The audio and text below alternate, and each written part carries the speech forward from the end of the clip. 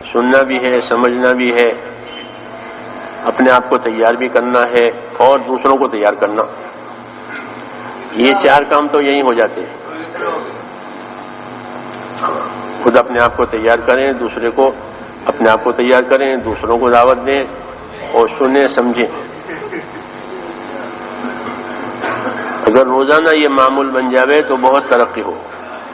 راستے میں اللہ کے پھرتے ہوئے یہ معمول بنانا کہ جب بات ہو بات سنیں، اس کو سمجھیں اور اپنے آپ کو اس عمل کے لیے تیار کریں اور دوسروں کو اس کی دعوت دیں.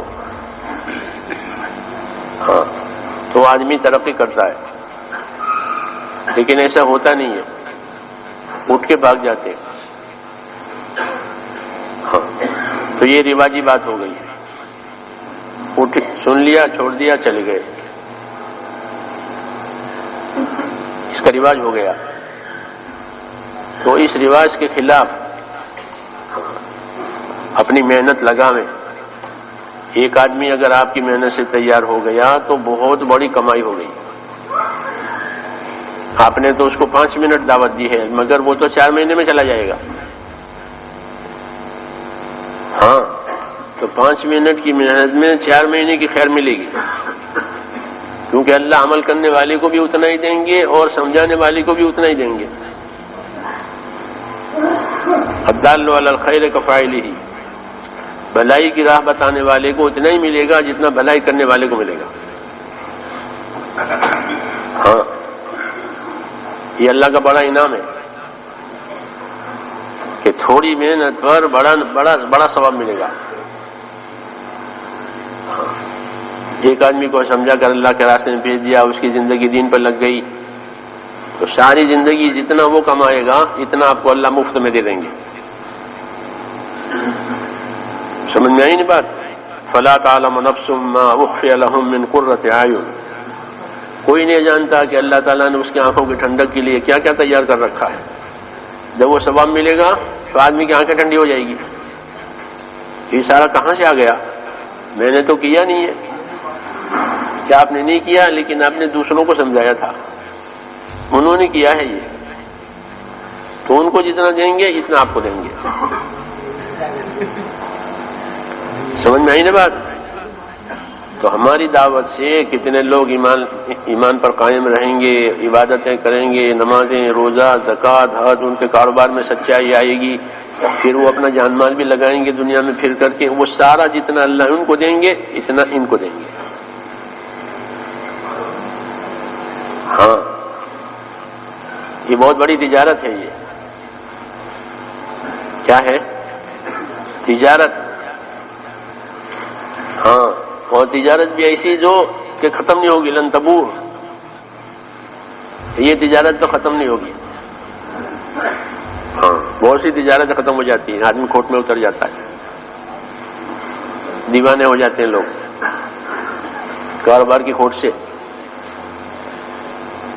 یہ ایسا نہیں ہے، بلکہ اس کی نیکی اور اس کی خیر تو بڑھتی چلی جائے گی. تو ایسا کرو گے، سوتے سوتے بھی کرو گے. ہاں حضور صلی اللہ علیہ وسلم فرماتے ہیں احرص علی ما ینفعک واستعن باللہ. حدیث شریف میں ہے احرص علی ما ینفعک واستعن باللہ، کہ جو چیز تجھے نفع دے اس کا حرص کر. جو چیز تجھے نفع دینے والی ہو اس کا حرص کر، اس کا شوق کر، ہاں اس کا لالچ کر، اور اللہ سے مدد بھی مانگ. واستعین باللہ ولا تعجز. اور عاجز نہ بن، نادان نہ بن. کیا نہ بن؟ نادان نہ بن. ہاں جو چیز تجھے نفع دینے والی ہو اس کا حرص اور لالچ کر اور اللہ سے مدد مانگ. تو یہ ہمیں نفع دینے والی تجارت ہے، اس میں نادانی نہ کریں. یہ حدیث شریف میں یہ پیاری پیاری باتیں بتائی ہیں. احرص علی ما ینفعک واستعن باللہ ولا تعجز.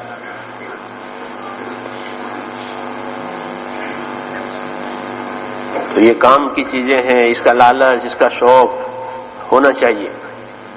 فضول باتوں کا شوق ہوتا ہے لوگوں کو، تو ان کی صلاحیتیں فضولیات میں چلی جاتی ہے۔ یہ کام کی چیز ہے تو اس کا حرص کریں۔ ہاں،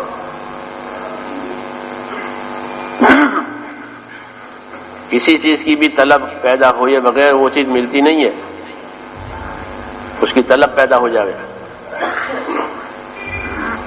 کیا پیدا ہو جائے؟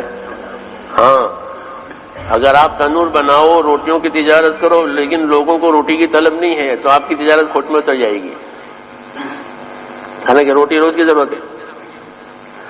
اور اگر لوگوں کو بھوک لگنے لگے تو چاہے ایک تنور نہ ہو، کتنے تنور وجود میں آ جائیں گے۔ اس لیے ہماری تبلیغ تو لوگوں کو دین کی طلب پیدا کرانے کے لیے ہے کہ لوگوں کو بھوک لگے۔ کس کی بھوک؟ دین کی۔ پھر دین کے کتنی ہی جگہ قائم ہو جائے گی۔ یہ اصل ہے، طلب پیدا کرا دو، لوگ خود ہی تلاش کریں گے کہ روٹی کہاں ملتی ہے۔ کیوں بھائی؟ بھوک لگے تو بھوک والے روٹی خود ہی تلاش کریں گے، کھانا خود ہی تلاش کریں گے۔ اصحاب کہف جاگے تو انہیں بھوک لگ رہی تھی، اصحاب کہف سو گئے تھے غار میں 300 سال تک، جب جاگے تو بھوک لگ رہی ہے۔ ہاں، تو انہوں نے مشورہ کیا کہ لو پیسے تو ہے ہی ہمارے پاس، جاؤ اور کھانا لے آؤ۔ تو بھوک لگ رہی نا، تو کھانا تلاش کر رہے ہیں 300 سال کے بعد اٹھ کے بھی۔ ہاں، تو بڑی طلب، بڑی نعمت ہے طلب۔ بڑی نعمت کیا؟ طلب۔ آدمی میں طلب پیدا ہو جاوے، آدمی میں رغبت پیدا ہو جاوے تو یہ بڑی نعمت ہے۔ اگر کسی گناہ کی طلب پیدا ہو گئی تو وہ گناہ سے بڑی مصیبت یہ گناہ کی طلب۔ گناہ بھی مصیبت، لیکن گناہ کی طلب اس سے بڑی مصیبت۔ اور نیکی نعمت، لیکن نیکی کی طلب اس سے بڑی نعمت۔ تو ساری تبلیغ جو ہے وہ تو ایمان والوں میں دین کی طلب پیدا کرانے کے لیے ہے۔ وہ طلب ہے نہیں لوگوں میں کہ وہ اس راستے میں پھریں اور محنت کریں تو ان میں طلب پیدا ہو جائے گی، بس پھر سارے اسباب وجود میں آ جائیں گے طلب کی وجہ سے۔ اور طلب نہیں ہے تو سارے اسباب فیل ہو جائیں گے، کیونکہ کوئی لیتا ہی نہیں ہے۔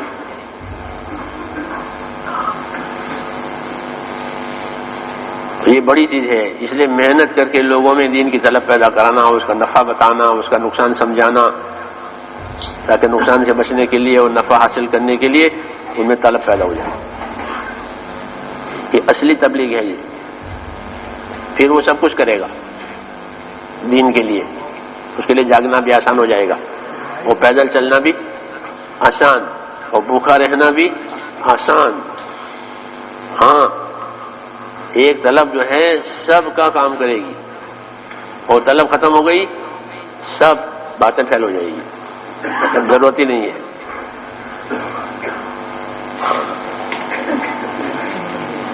تو تبلیغ صرف پھرنے کا نام نہیں ہے،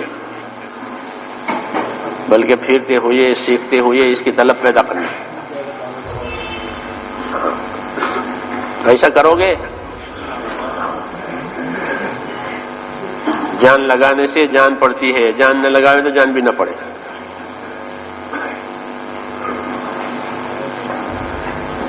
جان لگانے سے جان پڑے گی، جان نہیں لگا تو وہ عمل بے جان رہے گا۔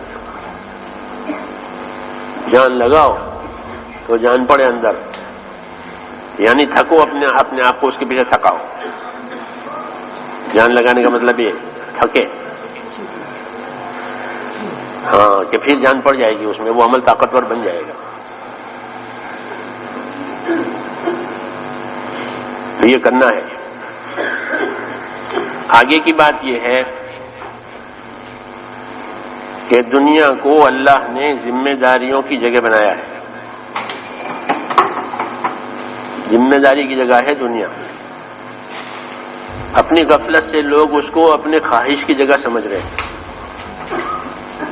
کہ یہ ہماری خواہشیں پوری ہو جاویں یا ہماری راحتیں ہمیں مل جاویں. اور دراصل ہے یہ ذمہ داری کی جگہ. اس کی تبلیغ ہے اللہ کی طرف سے تاکہ ہر آدمی اپنے آپ کو اس دنیا میں ذمہ داریوں کے نیچے سمجھے کہ میں ذمہ داری پر ہوں اور مجھ پر ذمہ داری ہے. ایمان کے راستے سے جو چیز سمجھائی جائے گی وہ ذمہ داری سمجھائی جائے گی. ایمان سے ہٹ کر جو چیز سمجھائی جائے گی وہ اپنی راحت چاہت اپنی خواہش کا مضمون سمجھایا جائے گا. اس کو سنا دنیا میں یہی چیزیں سمجھائی جاتی ہیں کہ تمہیں یوں راحت ملے گی, تمہاری زندگی کا یوں معیار اونچا ہو جائے گا اور تمہیں یہ ہوگا. یہ سب ان کی راحت چاہت کی باتیں ہیں, ذمہ داری سے غافل کرنے والی اکثر. سمجھ میں آئی نا بات؟ اس لیے آدمی کی زندگی جتنے معیار اس کا اونچا ہوتا اتنا وہ غافل ہوگا. ہاں, اور اس کو دین پر چلنا اتنا ہی مشکل ہوگا جتنا اس کا معیار اونچا ہوگا. جو لوگ اونچے معیار کے ہیں وہ دین سے زیادہ دور ہیں کیونکہ وہ اپنی ذمہ داری پہ آئی نہیں اور اپنی ذمہ داری کو وہ جانتے بھی نہیں ہیں. ان سے تو ملاقات کے لیے وقت مانگے کیا آپ ذرا ملاقات کا وقت دیں گے؟ ہاں, ملاقات کا بھی وقت نہیں ہے, عمل کرنے کا وقت ہے ہی نہیں. ہاں, کیوں کہ پھنس گئے ہیں. کیا ہو گئے؟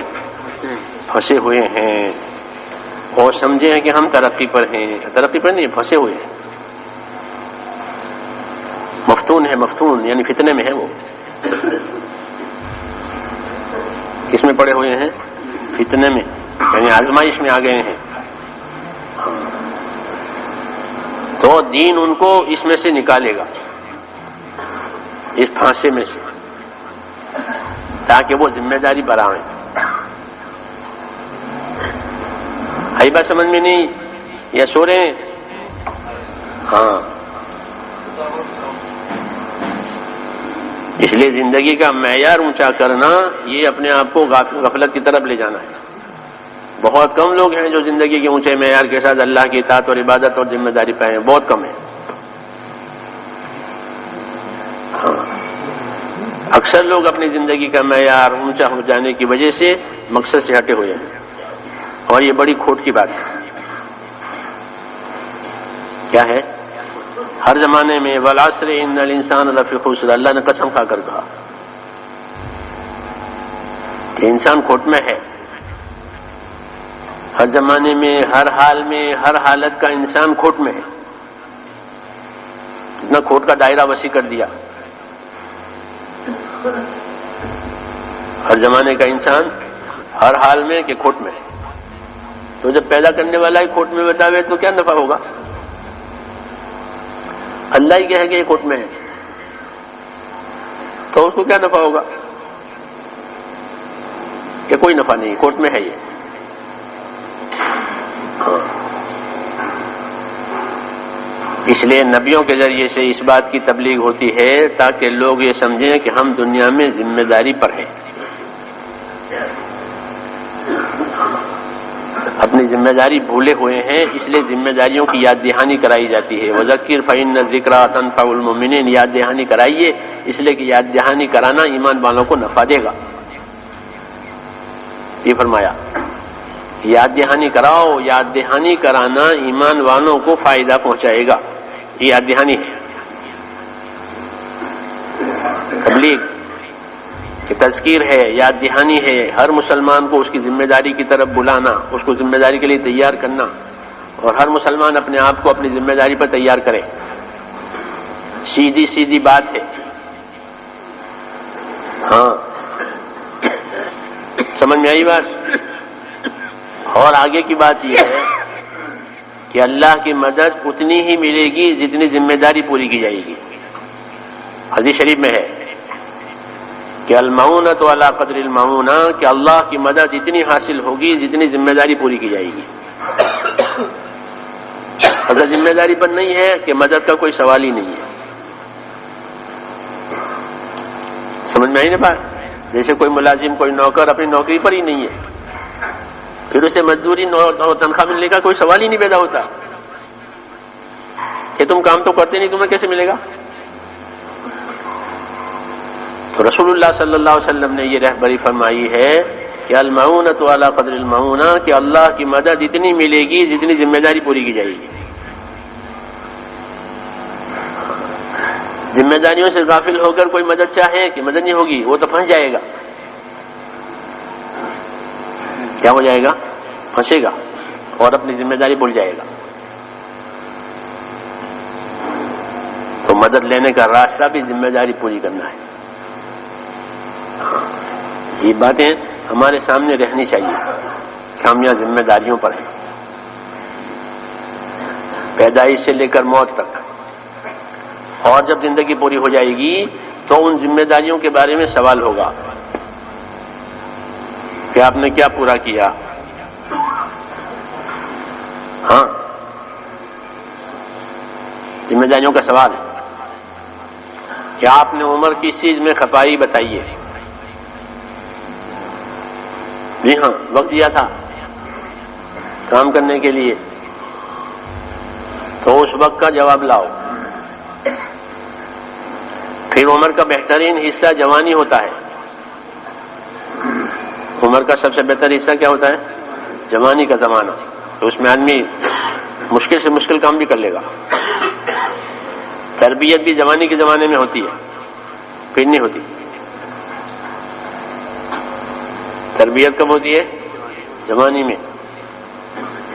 اور جوانی ختم ہو گئی تو یہ زندگی ختم ہو گئی.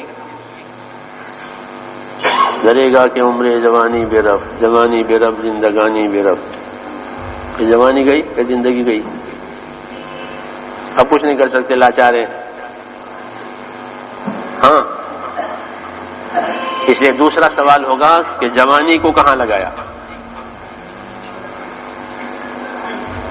جی ہاں، ساری طاقتیں جمع ہو جاتی ہیں جوانی میں، تو وہ کہاں لگی؟ یہ سوال ہے. اور مال کہاں سے آیا، کہاں لگا؟ مال بھی دیتے ہیں اللہ تعالیٰ، تو مال کہاں سے آیا تھا، کہاں سے لیا تھا آپ نے، اور پھر کہاں لگ گیا؟ اس کا جواب لاؤ. اور دین کی جو باتیں تمہارے سامنے آئی تھی، تمہارے علم میں آئی تھی، اس پر کتنا عمل ہوا، اس کا جواب دو.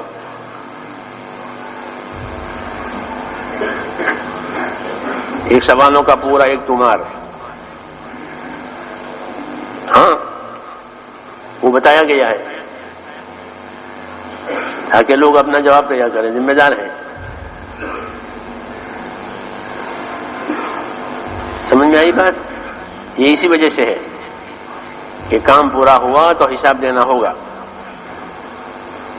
کسی کو کام پر رکھا ہے، کسی کام پر لگایا ہے، جب وہ کام سے واپس آوے تو اپنے کام کا حساب دے کہ یہ ہوا، یہ ہوا، یہ ہوا.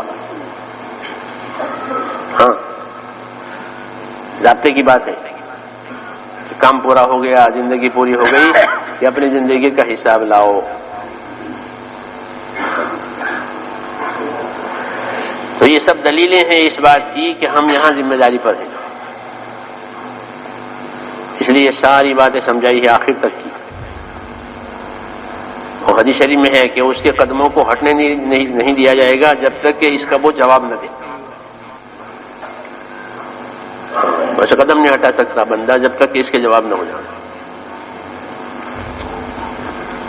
تو یہ ساری بات اس لیے سمجھائی ہے تاکہ دنیا کو لوگ ذمہ داری کی چیز سمجھیں. ہوا پرستی کی یا خواہش پوری کرنے کی یا موت شوق کی جگہ نہیں ہے، ذمہ داری کی جگہ ہے. لقد خلقنا الانسان فی کبد، ہم نے انسان کو مشقت میں پیدا کیا ہے. کس میں پیدا کیا؟ کہ مشقتوں میں ہے. یہ ساری ذمہ داری اس کو پوری کرنی ہے. ہاں، یہ نہیں کہ اس نے ہوا کھانے کے لیے پیدا کیا ہے، سیر سپاٹے کے لیے پیدا ہوا ہے، کہ نہیں، یہ تو مشقتوں میں پیدا ہوا ہے، ذمہ دار ہے، اس لیے اللہ کی مدد بھی اس کے ساتھ ہوتی ہے اور پکڑ بھی اس کے ساتھ ہوتی ہے۔ دونوں چیزیں آدمی سے وابستہ ہیں، پکڑ بھی انسان سے وابستہ ہے اور مدد بھی انسان سے وابستہ ہے، اور کسی مخلوق کے لیے نہیں ہے پکڑ، جناتوں اور انسانوں دونوں کے لیے ہی ہے۔ کیوں؟ یہ دونوں پر ذمہ داری ہے۔ جناتوں کو بھی تبلیغ ہوئی ہے، کیا ہوئی؟ روایتوں میں ہے کہ 6 اجتماع تو حضور نے کیے ہیں جنوں کے، 6 دفعہ ان کو جوڑا ہے۔ پھر سمجھے نہیں؟ تبلیغی اجتماع کہ جنوں کا بھی اجتماع 6 دفعہ جوڑا ہے آپ نے جنوں کو، کیونکہ ان کا بھی حساب کتاب ہونے والا ہے۔ سنفرغ لکم ایھا الثقلان، ٹھہر جاؤ جنات اور انسان، ہم تمہارے لیے بھی فارغ ہوتے ہیں پوچھنے باشنے کے لیے۔ ہاں، تو پکڑ بھی ان کی ہوتی ہے اور مدد بھی ان کی ہوتی ہے۔ ذمہ داری پوری کرنے والوں کی مدد ہوتی ہے اور ذمہ داریوں سے منہ موڑنے والوں کی پکڑ ہوگی۔ یہ ضابطے قاعدے ہیں تاکہ ہر آدمی دنیا میں ہوشیار رہے کہ پکڑ بھی ہمارے لیے اور مدد بھی ہمارے لیے، جہنم بھی اور جنت بھی۔ کیا؟ جہنم اور یہ جنت، کہ وہ بھی انہی کے لیے ہے، کہ ہر آدمی سے جنت اتنی قریب ہے جتنی اس کی چپل کی پٹی، اور ہر آدمی سے جہنم اتنی قریب ہے جتنی اس کی چپل کی پٹی۔ ہاں، کوئی دور نہیں ہے۔ چپل کی پٹی ہوتی ہے نہیں انگوٹھے کے ساتھ، تو اتنی قریب ہے جنت اور جہنم، دور نہیں ہے۔ ہاں، شرا کے نال۔ تو اس لیے یہ بات خوب ذہن میں ہونی چاہیے کہ ہم یہاں ذمہ داری پر ہیں، موت شوق پر نہیں ہے۔ بات سمجھ میں آئی نہیں؟ اس لیے تیاری کرنی ہے، کس کام کی؟ کہ اپنی ذمہ داریوں کے سمجھنے کی اور اپنی ذمہ داریوں کے پورا کرنے کی۔ اور اس سے اگلی بات میرے دوستو یہ ہے کہ جتنا سامان اللہ نے دیا ہے، مال، اسباب، عقل، سمجھ، جسم کی طاقت، یہ ساری چیزیں اللہ تعالیٰ نے جو دی ہیں وہ بطور امانت کے دی ہے۔ کیسی دی ہے؟ امانت ہے۔ یہ جیسے امانتیں دیا کسی مسافر کو کہ دیکھو یہ لے جاؤ، وہ فلاں فلاں ہے، ان کو اتنا اتنا دے دینا۔ امانتیں دیتے ہیں مسافروں کو کہ جا رہے ہو کہ ہاں، کہ وہاں ہمارے رشتے دار ہیں، ان کو یہ چیز دے دینا، تو وہ اس کے بعد امانت ہے تاکہ وہاں جا کے پہنچا دے اس کو۔ یہ نہیں کہ اس کو کھا جاوے، وہ کھانے کے لیے دیے، یہ کھانے کے لیے نہیں دی ہیں، یہ تو امانتیں ہیں۔ ہاں، تو ہر آدمی امانت دار رہے، اور امانت داری سکھانے کے لیے ایمان دیا ہے۔ اب آیا کلمہ لا الہ الا اللہ۔ کلمہ لا الہ الا اللہ ایمان اس لیے آیا تاکہ دنیا کے تمام سامانوں میں ہم اپنے آپ کو کیا سمجھیں؟ ہم امین ہیں، امانت دار ہیں۔ لا ایمان لمن لا امانت اللہ، اس آدمی کے ایمان کا کوئی بھروسہ نہیں جس میں امانت داری نہیں ہے۔ یہ بتاتے ہیں اللہ تعالیٰ کیسے اللہ تعالیٰ کو چھوڑ دیا۔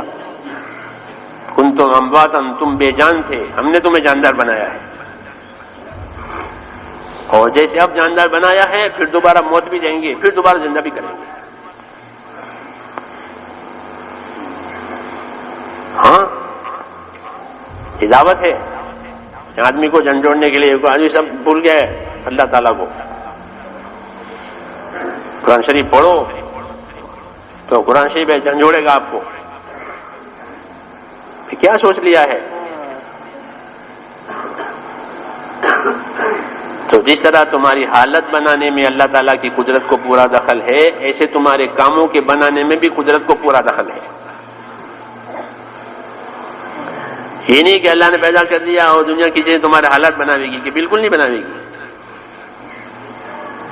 یہ دلیل ہے کہ جس نے تم کو وجود دیا ہے وہ تمہارے حالات کو بھی وجود دے گا۔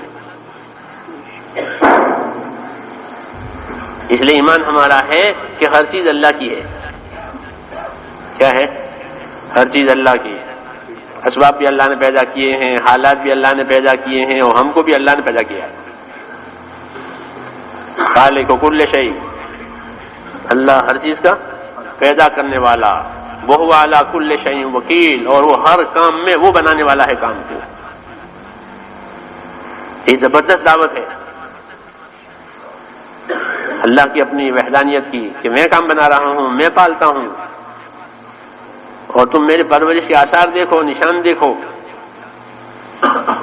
الم نجعل له عینین ولسانا وشفتین وہدیناہ النجدین، کیا میں نے اس انسان کی دو آنکھیں نہیں بنائی، اس کے دو ہونٹ نہیں بنائے، اور میں نے اس کی زبان نہیں بنائی؟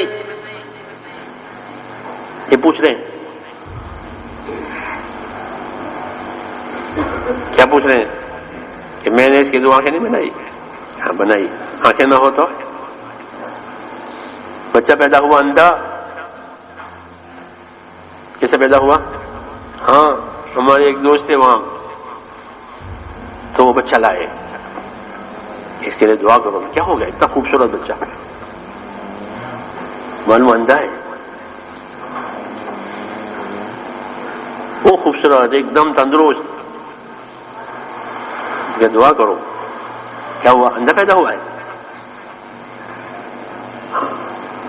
ہوشیار ایک دم، 2 سال کا، وہ آنکھیں نہیں ہے،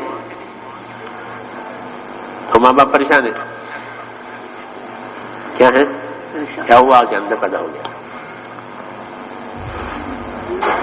بتاتے ہیں کبھی کہ ہم نے اس کے 2 آنکھیں نہیں بنائی، اور ہم نے اس کے 2 ہونٹ نہیں بنائے، اور اس کی زبان نہیں بنائی۔ 5 چیزیں شاہ عبدالعزیز صاحب محدث دہلوی رحمۃ اللہ علیہ لکھتے ہیں کہ 5 چیزیں کیوں ذکر کی؟ بہت ساری چیزیں تھیں، تو فرماتے ہیں 5 چیزیں اس لیے ذکر کی ہیں کہ انسان کا بچہ پیدا ہوتے ہی ان 5 چیزوں کا محتاج ہے۔ کس کا محتاج ہے؟ 5 کا، کہ وہ اپنی آنکھ سے اپنی ماں کو دیکھے گا۔ کس کو دیکھے گا؟ ماں کو، ماں کی چھاتی کو، ہاں نہیں تو بیچارہ ٹٹولے گا اندھا۔ جی ہاں، تو کہ یہ ماں کو دیکھے، ماں کی چھاتی کو دیکھے، پھر 2 ہونٹ دیے تاکہ دودھ لے، دودھ چوسے، ہونٹ نہیں کہ دودھ چوسے۔ بعض بچے پیدا ہوئے اوپر کا ہونٹ نہیں ہے، مشکل ہو گئی کام، بڑی سرجری اور بڑی ڈاکٹر، ہاں کیوں کہ 1 ہونٹ نہیں، 1 ہے، مسئلے ہو گئے۔ کیا ہو گئے؟ ہاں اللہ دعوت دے رہے ہیں، سوچا نہیں کبھی کہ کیسا بچہ پیدا کیا؟ الحمدللہ تندرست ہے، اس کی ماں بھی تندرست ہے، سب دونوں اچھے ہیں۔ ہاں لوگ کہتے ہیں ایسا، تو اللہ کے میں نے اس کے 2 ہونٹ بنائے ہیں، اور زبان بنائی ہے۔ کیا بنائی؟ کہ زبان بنائی، وہ ہر چیز کی مٹھاس محسوس کرتی ہے۔ کیا محسوس کرے گی؟ میٹھا، میٹھا ہے، کھارا ہے، کڑوا ہے، زبان تالو سے لگتی ہے یوں، تو وہ مٹھاس پھیلتی ہے، تو وہ اپنی ماں کا دودھ پیتا ہے، اور دودھ کا مزہ اس کو محسوس ہوتا ہے اندر، کیونکہ اس نے زبان رکھی اندر۔ یہ 5 کا محتاج ہے، پیدا ہوتے ہی اس کو خبر بھی نہیں تھی کہ میں 5 چیزوں کا محتاج ہوں گا، لیکن اللہ پروردگار پہلے بنا دی۔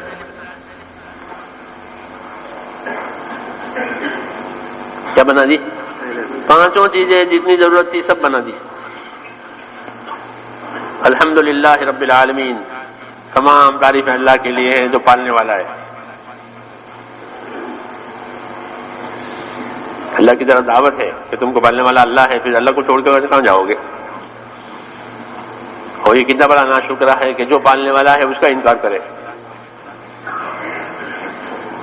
ہاں، قتل الانسان ما اکفرہ، کہ ناش ہو اس انسان کا، کس قدر ناشکرہ ہے کہ اسی نے تو بنایا تھا۔ کیا کیا تھا؟ اللہ ہی نے بنایا تھا، اللہ نے سارے اسباب پیدا کر دیے تھے، ساری ضرورتیں پیدا کر دی تھی، اور یہ اللہ سے منکر ہے اور اللہ کو چھوڑ کے بیٹھ گیا۔ ہاں، اس لیے دعوت آتی ہے، تعلیم آتی ہے، اس کو جھنجھوڑتے ہیں، ترغیب دیتے ہیں، وعدے وعید سناتے ہیں تاکہ یہ سیدھا رہے، نہیں تو یہ بڑی مصیبت میں پڑے گا۔ کس میں پڑے گا؟ بڑی مصیبتوں میں پڑے گا۔ اگر یہ ذمہ داری پر نہیں آیا تو بڑی مصیبتیں آئیں گی۔ ہاں، اس لیے نبی کو نذیر بنایا ہے، نذیر، بشیر اور نذیر۔ نبی کیسے آتے ہیں؟ بشیرم و نذیرا۔ ہاں، انا ارسلناک بالحق بشیرم و نذیرا، ہم نے آپ کو بھیجا ہے حق کے ساتھ اور بشیر اور نذیر بنایا ہے۔ بشیر کہتے ہیں بشارت سنانے والے کو، خوشخبری دینے والے کو کہ اگر کاروائی زندگی اچھی ہوئی تو خوشخبری لو، اور نذیر کہتے ہیں خطرے سے آگاہی دینے والے کو کہ نہیں تو زبردست خطرہ ہے۔ حضور فرماتے ہیں جو خطرے کی باتیں میں جانتا ہوں اگر تم جان لو تو تمہارا تو رونا بڑھ جاوے اور ہنسنا ختم ہو جاوے۔ جو خطرے کی باتیں میں جانتا ہوں اگر تم جان لو کہ جنازہ مرتے وقت کیا کہتا ہے، اگر وہ تم جانو تو دفن کرنا ہی چھوڑ دو۔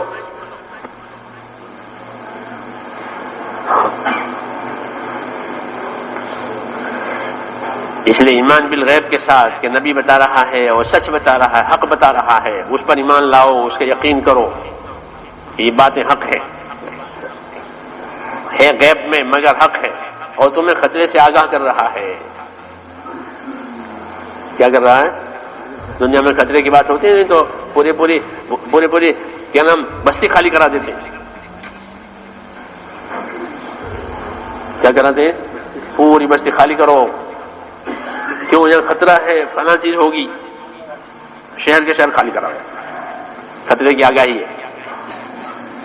ہاں، نقل مکانی کرا دیتے ہیں، یہاں سے وہاں چلے جاؤ، یہ جگہ چھوڑ دو،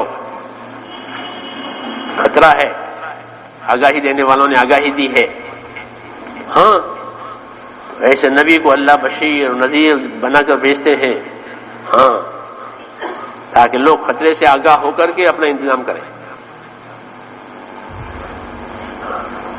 محمد رسول اللہ کہ محمد صلی اللہ علیہ وسلم اللہ کے سچے رسول ہیں، اور انہوں نے خطرے کی آگاہیاں دی ہیں اور بشارتیں سنائی ہیں کہ اگر کاروائی زندگی صحیح ہوئی پھر تمہارے لیے یہ ہے اور وہ ہے، یہ ہے اور وہ انعامات ہیں، اور نہیں تو اتنے خطرے بھی ہیں۔ یہ کلمے کا مضمون ہوتا ہے۔ کیا ہوتا ہے؟ ہاں، کہ اللہ کی ربوبیت، اللہ کے انعامات، اللہ کے تمہارے ساتھ کے برتاؤ، کہ تمہاری ضرورتوں سے پہلے اللہ تمہاری ضرورتوں کا انتظام کرتے ہیں، تمہیں خبر بھی نہیں ہے۔ آدمی کو خبر نہیں ہے، اس سے پہلے اللہ اس کا انتظام کرتے ہیں کہ اس کو کیا کیا ضرورتیں پیش آئے گی۔ ہاں، کیونکہ پالنے والے ہیں تو کیوں پالتے ہیں؟ یہ پال کر کے اس سے ذمہ داریاں پوری کرانی ہے۔ کیا پورا کرانی؟ ہاں، اس لیے پالا ہے، اس لیے ساری چیزیں دی ہیں کہ اسے ذمہ داریاں پورے کرانی ہیں۔ اگر وہ ذمہ داریوں پر ہے کہ اب ذمہ داریوں کے پورا کرنے کے جو انعامات ہیں اس کی بشارتیں ہیں، اور اگر انہوں نے ذمہ داریاں نہیں پوری کی، اپنی پرورش کی ساری نعمتوں سے فائدہ اٹھایا اور کام نہیں کیا کہ اب یہ خطرے میں ہے۔ ساری نعمتوں سے تو فائدہ اٹھایا اور کام کیا نہیں، اس لیے اللہ تعالیٰ رسول بھیجتے ہیں۔ کیا بھیجتے ہیں؟ تاکہ وہ رسول ذمہ داری بتاوے۔ یہ کلمے کے مضمون کا دوسرا حصہ ہے، محمد الرسول اللہ، کہ محمد صلی اللہ علیہ وسلم اللہ کے رسول ہیں۔ تو کس کام کے لیے؟ نعمتیں سب اللہ نے دی، سب کر دیا، اب محمد صلی اللہ علیہ وسلم ذمہ داریاں بتائیں گے۔ کیا بتائیں گے؟ کہ محمد صلی اللہ علیہ وسلم سچے رہبر ہیں. کیسے رہبر ہیں؟ سچے رہبر. اللہ نے قسم کھا کر کہا ہاں کہ محمد صلی اللہ علیہ وسلم سچے رہبر ہیں، صحیح راستے کی رہبری کرتے ہیں. قرآن کی قسم کھا کر اللہ کہتے ہیں یاسین والقرآن الحکیم انک لمن المرسلین علی صراط مستقیم. قسم ہے قرآن کی. اللہ کہتے ہیں قرآن کی قسم کھا کر. کیوں آدمی کا دماغ بگڑا ہوا ہے تو اللہ قسم کھا کے کہہ رہے ہیں، ورنہ اللہ کو قسم کھانے کی کیا ضرورت ہے؟ کہ قرآن کی قسم کھا کر میں یہ بات کہتا ہوں کہ محمد رسولوں میں سے ہیں اور سیدھے راستے کی رہبری کریں گے. انک لمن المرسلین علی صراط مستقیم. اس لیے ہر آدمی کو محمد صلی اللہ علیہ وسلم ایمان لانا واجب ہے. کیا ہے؟ ہاں کہ محمد صلی اللہ علیہ وسلم کو وہ سچا مانے کیونکہ اللہ نے قسم کھا کے بات کہی ہے. انک لمن المرسلین علی صراط مستقیم. بے شک بات ہے قرآن کی قسم کھا کے کہتا ہوں محمد اللہ کے بھیجے ہوئے ہیں، اپنی طرف سے بات نہیں کہہ رہے ہیں، اپنی طرف سے بات نہیں کہہ رہے ہیں بلکہ ان کو بتائی گئی ہے باتیں وہ کہہ رہے ہیں. اور جو باتیں کہیں گے کہ اس کا راستہ بالکل صحیح ہوگا. اس کو ایمان یقین کہتے ہیں تاکہ لوگ اپنی اپنی ذمہ داریوں پر آویں اور اپنی ذمہ داریوں کو محسوس کریں کہ ہم پر کیا ذمہ داری ہے. پھر حضور صلی اللہ علیہ وسلم کی رہبری کے لیے قرآن اترتا تھا. لوگوں کا رہبر محمد صلی اللہ علیہ وسلم اور محمد صلی اللہ علیہ وسلم کا رہبر قرآن. محمد صلی اللہ علیہ وسلم کی رہبری کس سے ہوتی تھی؟ قرآن پاک سے. کوئی مسئلہ آیا کہ قرآن اترا، کوئی مسئلہ آیا کہ قرآن اترا. صاف ستھری آسمان سے رہبری. تنزیل من حکیم حمید کہ اللہ جو حکمت والا ہے اور خوبیوں والا ہے اس کی طرف سے رہبری آ رہی ہے. لا یاتیہ الباطل من بین یدیہ ولا من خلفہ تنزیل من حکیم حمید کہ یہ قرآن کی صحیح رہبری ہے. نہ باطل اس کی ادھر سے آ سکتا ہے نہ باطل ادھر سے آ سکتا ہے بلکہ اللہ حکمت والا ہے، خوبیوں والا، اس کی طرف سے یہ رہبری ہو رہی ہے. تنزیل من حکیم حمید. محمد صلی اللہ علیہ وسلم نے گڑی ہے بات. لوگوں نے 40 برس محمد صلی اللہ علیہ وسلم کو دیکھا ہے. کتنے برس؟ 40 دن نہیں، 40 برس لوگوں نے محمد صلی اللہ علیہ وسلم کو نبوت کی دعویٰ کرنے سے پہلے دیکھا ہے. تو کیسے پایا تھا؟ کیسے پایا تھا؟ کہ محمد صلی اللہ علیہ وسلم کو سارے لوگوں نے سچا اور امانت دار پایا ہے. یہ کہا یہ دلیل ہے. محمد صلی اللہ علیہ وسلم کی طرف سے کبھی کوئی غلط بات نبوت سے پہلے بھی نہیں آئی تو نبوت کے بعد کیسے آئے گی؟ ہاں یہ دلیل ہے. 40 سال تو مجھے دیکھا، کبھی دیکھا غلط کرتے ہوئے، کبھی غلط بولتے ہوئے، بلکہ لوگ اپنی امانتیں ان کو دے جاتے تھے کہ ہماری امانت ہے اس کو اپنے پر رکھو، ہمارا قضیہ ہے اس کا فیصلہ کرو. قضیہ کھڑا ہو گیا ہے قوم میں تو اس کا فیصلہ کہ محمد کریں گے. ہاں سمجھ میں آئی نا بات؟ محمد صلی اللہ علیہ وسلم کو اللہ نے پہلے سچا ثابت کیا، امانت دار ثابت کیا، پھر ان کو رسالت و نبوت دی. اور مطلب اب لوگوں کو بتاؤ، خطرے کی چیزیں بتاؤ، نفع کی چیزیں بھی بتاؤ، وعدے بھی دو، وعیدیں بھی دو. کیا دو؟ وعدے بھی دو کہ اللہ تمہیں یہ دے گا، اللہ تمہیں یہ دے گا. ہاں اور وعیدیں بھی سناؤ کہ خبردار یہ ہوگا. کیا سمجھ لیا ہے؟ ہاں یہ سارا سامان کیا تھا تاکہ لوگ ذمہ داریوں پر آویں. کس پر آویں؟ ہاں سارا سامان. کتنا بڑا سامان ہوا؟ ایسا نہیں تھا کہ کوئی بات آئی جلدی پہنچا دی ہوں ڈاکیہ کی طرح سے. ایسا ہے کہ بیٹا کا یہ لو تمہاری، کہ نہ ایسا نہیں ہے، ڈاک کھانا نہیں ہے کہ اللہ کی طرف سے کوئی جائے محمد صاحب نے بانٹ دی، ایسا نہیں ہوا، بہت بڑا کام ہوا۔ کیا ہوا؟ کہ بہت بڑا کام ہوا، ہاں، کہ 40 سال تک تو زندگی دکھائی محمد صلی اللہ علیہ وسلم کی، پھر 40 سال کے بعد نبوت دکھائی۔ کیا دکھائی؟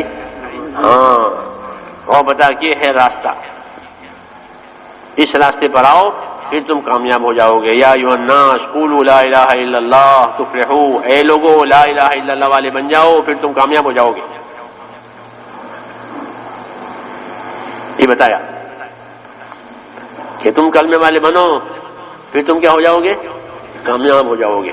بس اسی میں ہے کامیابی، دوسری چیز میں کامیابی نہیں ہے۔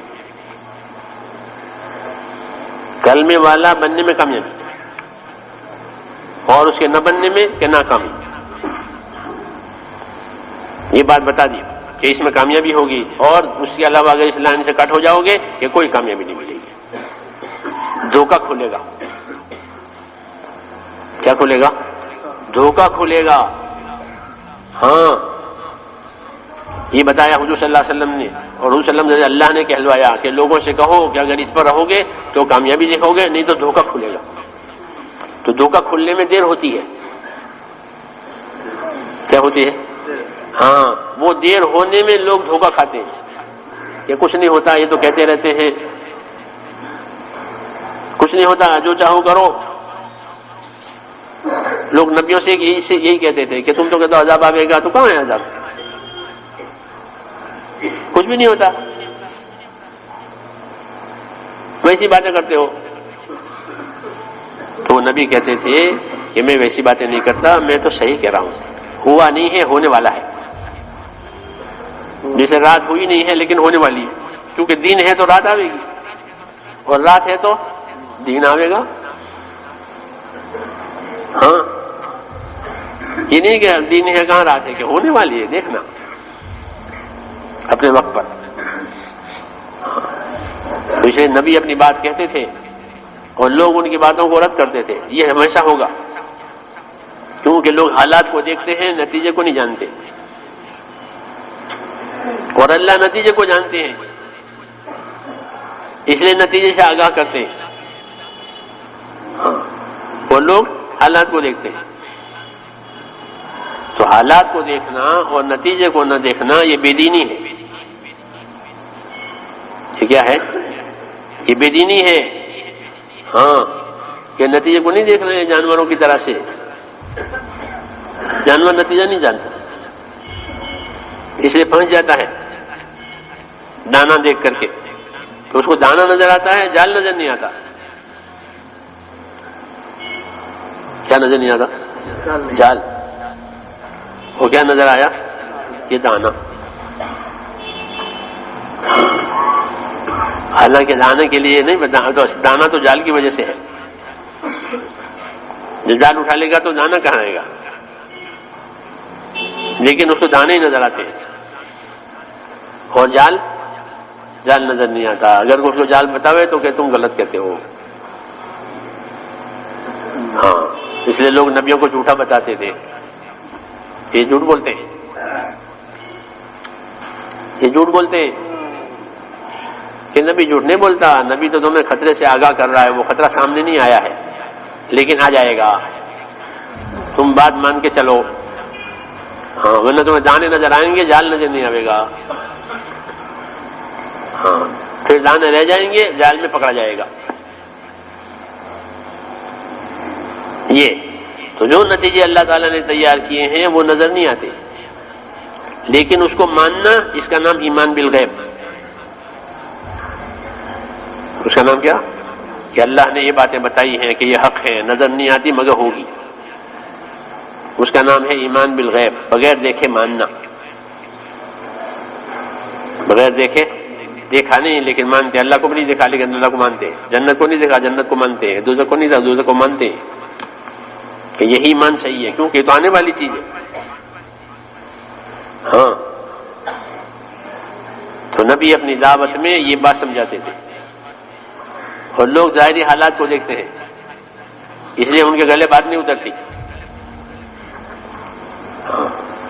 لیکن جو اس راستے پر چلے گا اس کے اندر بیٹھ جائے گی.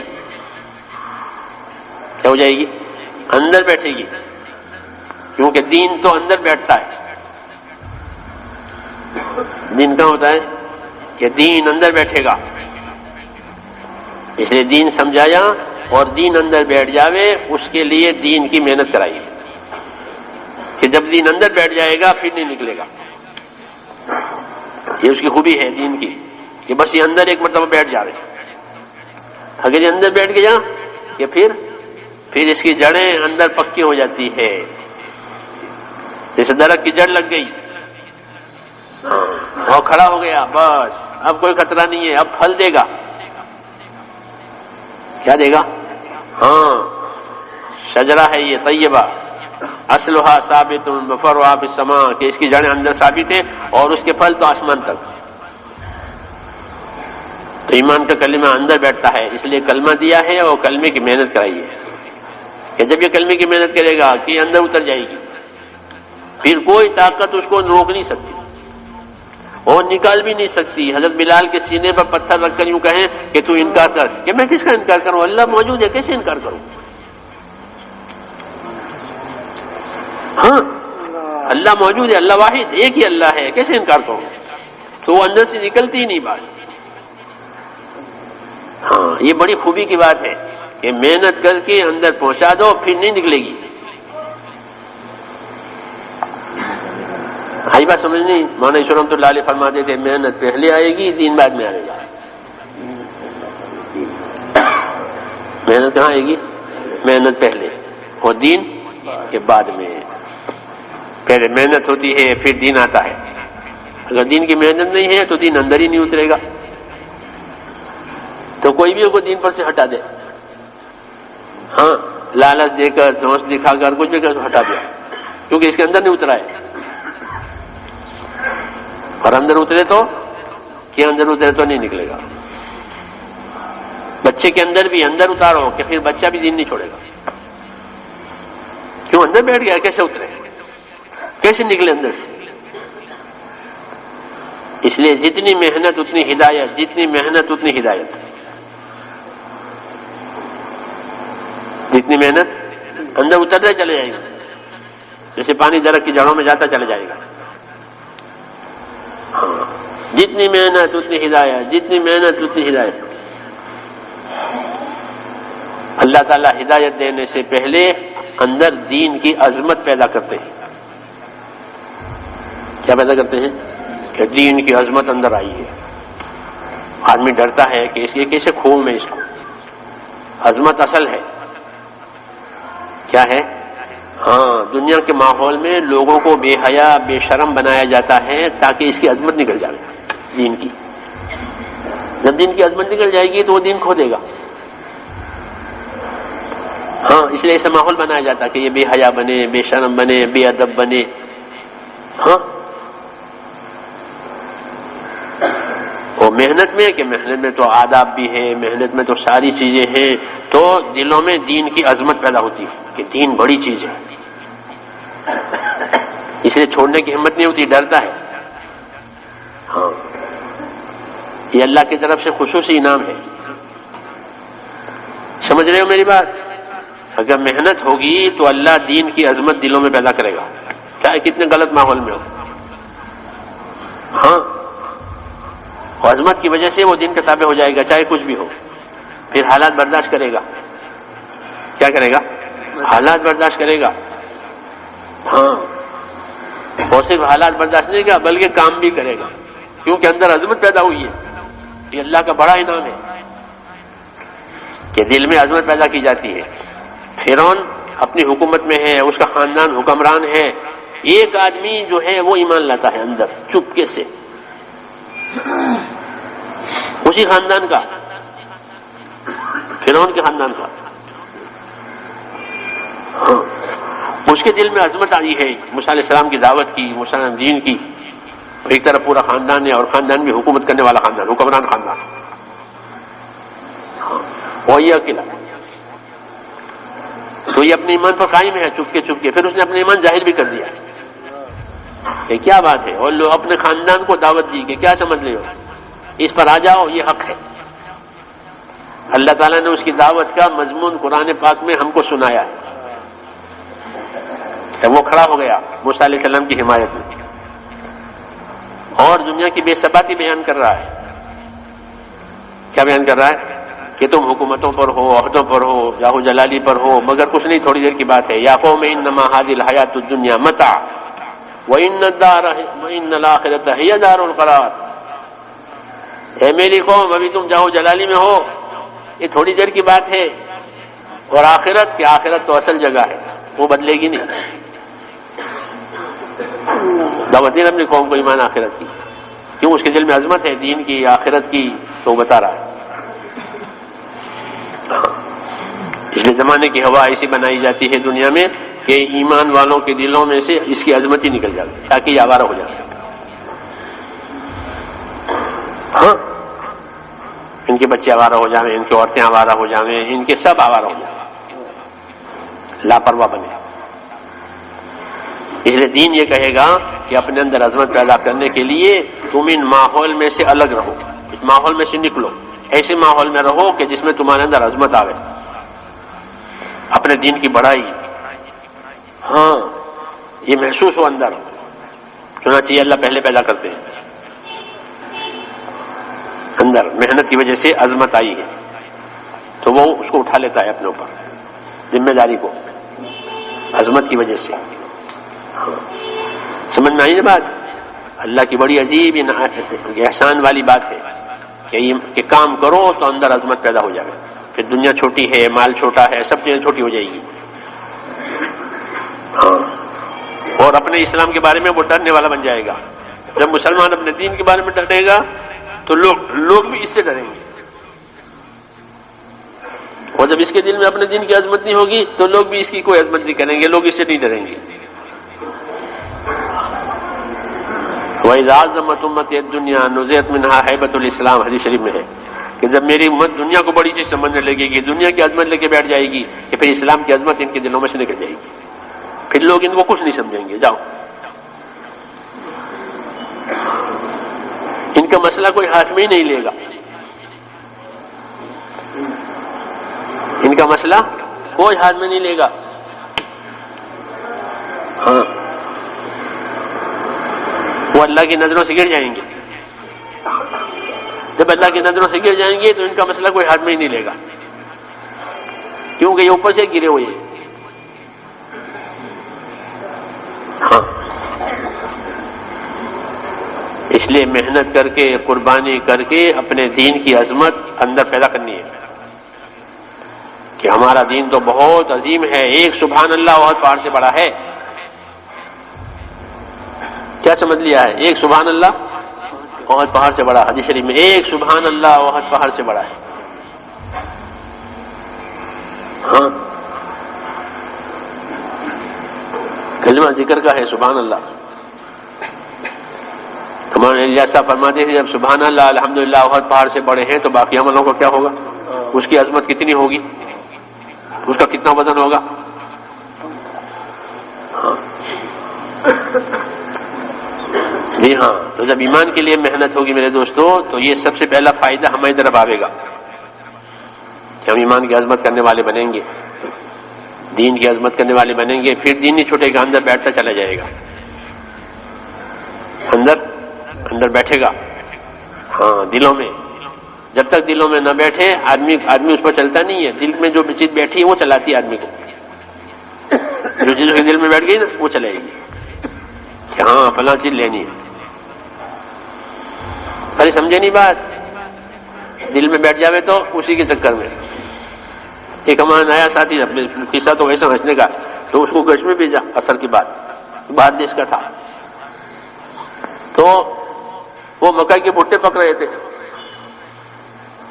کہیں سڑک پر۔ اب وہ جو نیا آدمی، باہر کا آدمی، تو واپس آ کر کہے کہ وہ مکئی کے بھٹے لینے وہاں سے، ہاں اس کو لے آؤ، اس کو لے آؤ، اور رمضان کا مہینہ، ہاں کیونکہ اندر بیٹھ گئی بات مکہ کے بھٹے کی، گشت کرتے کرتے نیچی نگاہیں رکھو، اور نیچی نگاہ مکہ کا بھٹا نظر آ گیا، تو واپس آ کر کہ وہ اس کو منگواؤ، اس کو منگواؤ،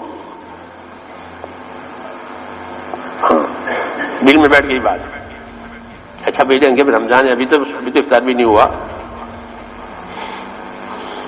تو دل میں جو بیٹھتے وہ چیز چلاتی ہے، نظر کو، فکر کو، محنت کو، سب کو اثر کر دے گا کہ یہ لاؤ. تو دین یہ کہیں کہ دین اس کے اندر بیٹھ جائے، پھر اس کی فکر بھی دین، اس کی نظر بھی دین، اس کی سوچ بھی دین، سب چیز دین. ہاں اندر بیٹھے ہو. ہمارے ساتھیوں نے ایک مطلب وہاں امریکہ میں گز کیا خصوصی، اس وقت کام نہیں تھا، یہ 25 سال پہلے کی بات ہے. تو کام کر کے ایک ساتھی کو لائے، وہ عجیب سے اس کی صورت، عجیب قسم کی اس کے بال، چہرے میں عجیب قسم کی، گش کر کے اس کو لے آئے، لیکن سمجھدار آدمی تھا. تو اس وقت ملک کا ایک سالانہ اجتماع طے ہوا تھا، اس کی محنت ہو رہی تھی، تو اس میں ذیلی اجتماعات ہو رہے تھے 3 مہینے میں، تو اس کی محنت میں سب لوگ جمع ہوئے تھے. عجیب قسم کا حلیہ اس کا. وہ بیٹھا اندر، تو میاں جو محراب بھی تھے، ہم سب تھے، ان کی باتیں بھی سنی، ہر جگہ پہنچ جائے. وہ 3 دن کا وہ جوڑ اس میں وہ رہا، اس کے دل میں آئی عظمت. اجتماع فارغ، وہ جوڑ فارغ ہونے کے بعد ہم واپس آ گئے جہاں سے گئے تھے وہاں. یہ میرے پاس آیا، اس کے میں نے کہا مولوی صاحب دیکھو میرے پاس اتنا سونا ہے، میرے پاس اتنی دکانیں ہیں، میرے پاس اتنی مشینیں ہیں، یہ بتایا سارا کچا چٹھا. تو اب یہ بتائیے کہ ان 3 چیزوں میں مجھ پر کیا واجب ہے؟ یہ سارا میرے پاس ہے، اتنا سونا، اتنی دکانیں، اتنی مشینیں فلانے کو دے رکھی ہیں، دکانیں بہنوں کو دے رکھی ہیں، بتا. تو اللہ کی طرف سے ان چیزوں پر مجھ پر کیا واجب ہے یہ بتاؤ. اب ہوا سوال پیدا. نہیں تو کیا کمانا ہے وہ سوچتا تھا، اب کیا لگانا ہے یہ سوچے، ایک دم نظر بدلی. یہ ہے فائدہ تبلیغ کا. ہاں تو اس کو صحیح بالکل نشانے پر دوا لگی. تو کیا ہم نے اس کو سمجھایا، پھر اپنے ساتھ لیا 10 روز کی تشکیل میں گاڑی، تو وہ ہمارے ساتھ گاڑی میں. تو کہہ دیکھو یہ میری گاڑی ہے وین، اور اس میں پیٹرول بھر دیا پورا کہ دیکھو گاڑی میری ہوگی، پیٹرول میرا ہوگا، اور میں آپ کے ساتھ جاؤں گا. اور بس پھر تو اب جذبہ بنا کہ ہم نے سمجھایا اس کو پوری طرح سے الحمدللہ. پھر وہ 10 روز گزارے، پھر بعد میں اس نے پورا وقت دیا، پھر بعد میں یہاں آیا. تو ہم نے اس کو آسان سمجھایا کہ بھئی یہ کلمے کی محنت ہے، اپنے اتنا وقت لگاؤ، مہینے میں 3 دن لگاؤ، روزانہ ملاقات کرو، ہفتے میں گشت کرو، سال میں چلا لگاؤ، مختصر پروگرام وہ نا. تو یہاں آیا تو یہاں بڑی بڑی باتیں سنی، سال لگاؤ، یہ کرو، وہ کرو. تو مجھے کہ آپ نے تو مجھ کو اتنا بتایا تھا کہ گشت کرو، مہینے میں 3 دن لگا. میں نے کہا کہ تم اس دن پیدا ہوئے تھے، تو جو مسلمان کا بچہ پیدا ہو اس کا اسلام کیا کہ اس کے کان میں اذان، اتنا ہی اس کا اسلام. تو تم پیدا ہوئے تو میں نے تمہارے کان میں اذان پڑی تھی بس. اب تم بڑے ہو گئے نا، اب سمجھو پورا اسلام. یا نیچے اس وقت ہماری عمارت بن رہی تھی، لیٹے لیٹے مجھ سے بات کر رہا. میں نے کہا میں نے تو تمہارے کان میں اذان، تم اسی دن اسلام میں پیدا ہوئے تھے، ورنہ تم تو عجیب تھے. واقعی جب یہاں آئے تو اس کی شکل صورت اتنا لمبا اس کا کرتا. میں نے کہا تم تو کسی مدرسے کے شیخ الحدیث معلوم ہوتے ہو. وہ ڈاکٹر. عظمت پیدا ہوتی ہے، آدمی بدل جاتا ہے. پھر ماشاءاللہ اس نے وقت لگایا، اس کی بیوی نے لگایا، اس کے بچوں نے وقت لگایا، ادھر پوری تبدیلی آ گئی. ہاں یوں ہوتا ہے کام کہ اللہ تعالیٰ اپنے بندوں کے دلوں میں ان کی محنتوں کی وجہ سے عظمت پیدا کرتے ہیں. وہ عظمت ان کو چلا دیتی ہے، پھر چاہے کچھ بھی ہو. اس کی بیوی بہت تیز تھی، ہاں لیکن ماشاءاللہ وہ بھی آ گئی. بھی آ گیا، بیٹا بھی آ گیا، یہاں جماعت لے کر آیا مزدورات کی. ہاں تو چیز اللہ پیدا کرتے ہیں، عظمت پیدا کرتی ہے اندر، کہ وہ عظمت چلائے گی، پھر آدمی برداشت کرے گا، قربانی دے گا، اور اس کو نفع کھلتا ہی چلا جائے گا. والذین اہتدوا زادہم ھدا، یہ جو ہدایت کی راہ پر چلیں گے نا، ہم ہدایت میں اضافہ کرتے ہی چلے جائیں گے. اللہ کہتے ہیں ہدایت میں اضافہ کرتے ہی چلے جائیں گے، بڑھتے ہی چلے جائیں گے. اگر ابو بکر بڑھتے ہی چلے جا رہے ہیں، اور اتنا بڑے کہ ان کے برابر کوئی نہیں ہوا.